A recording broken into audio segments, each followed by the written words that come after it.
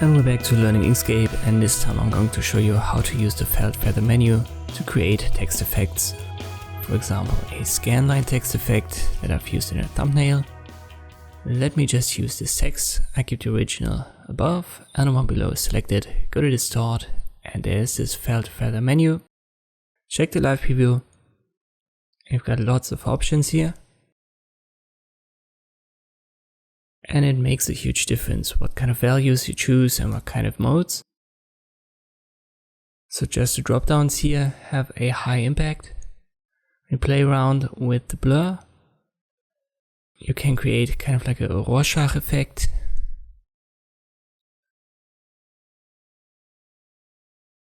You can feather it out a lot.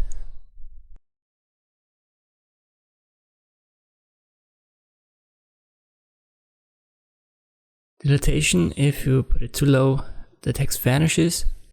For erosion, it's the other way around, so if you put it too high, the text vanishes.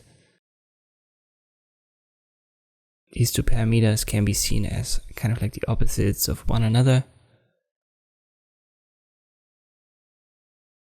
The turbulence menu below, you can set the frequency. If you have a huge difference between horizontal and vertical, you get lines.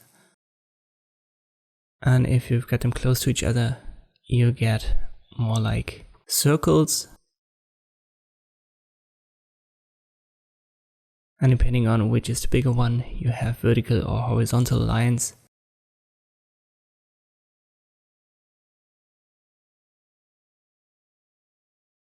For example, with a high horizontal frequency and a low vertical frequency, we've got these vertical lines.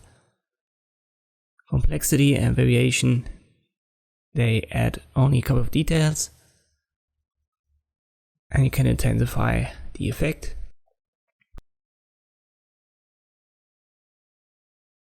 So as I've said, depending on these parameters, you can achieve lots of different effects with this felt feather menu.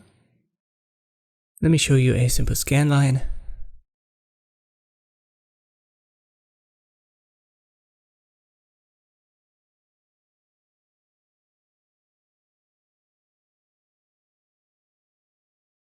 You can also achieve kind of like a watered down effect, so where the text looks like it has gone wet.